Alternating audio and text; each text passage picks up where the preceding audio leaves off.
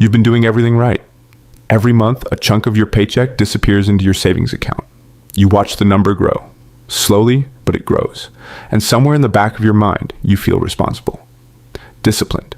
Ahead of the game, here's what nobody tells you. That account is losing money right now. While you sleep, while you feel good about yourself for saving it, not because the bank stole it, not because the market crashed, because of a tax so invisible, so politely designed that most people never even notice it's being collected, it's called inflation.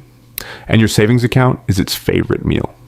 Every bank in America will proudly tell you their high-yield savings account pays somewhere between 4% and 5% right now. And compared to the 0.5% they were paying 3 years ago, that sounds incredible. So you move your money, you feel smart, you tell your friends. But here's the thing they're missing.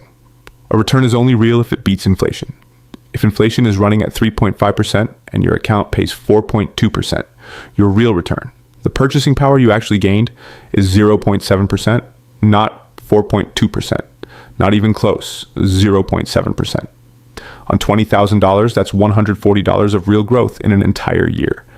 $140, that's 2 tanks of gas and a grocery run.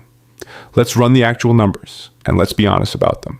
You have $20,000 sitting in a savings account. Your bank pays 4.5%.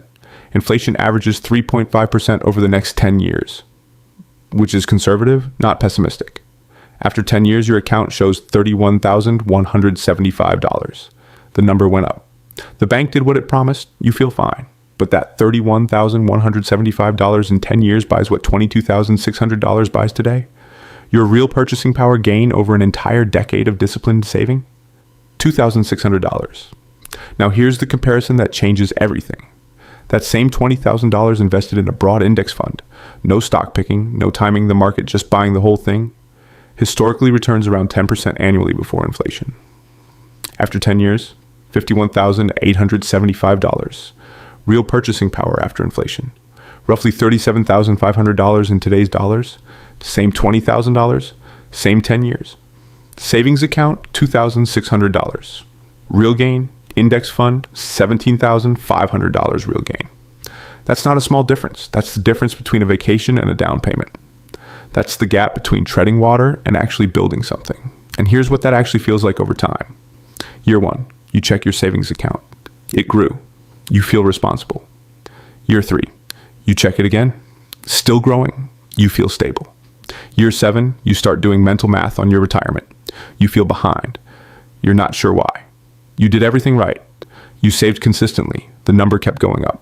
But inflation was a silent business partner the whole time, taking its cut. Every single month without ever sending you a bill. The cruelest part isn't the math. It's the feeling. Because your savings account is specifically designed to feel safe. The number never goes down. There are no red days, no volatility, no panic. It's financial comfort food. And like most comfort food, it feels good in the moment and quietly makes things worse over time. So here's what this actually means for you. A savings account has exactly one job. Hold money you might need in the next 12 months, emergency fund, near-term expenses. That's it. That's the whole job description. Everything beyond that, every dollar sitting in savings past your 3 to 6 month cushion, is paying an invisible inflation tax while pretending to be responsible. The money market isn't scary.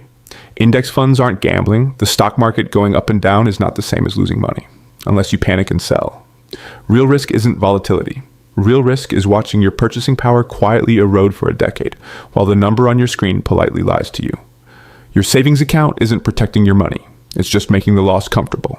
And comfortable loss is still loss.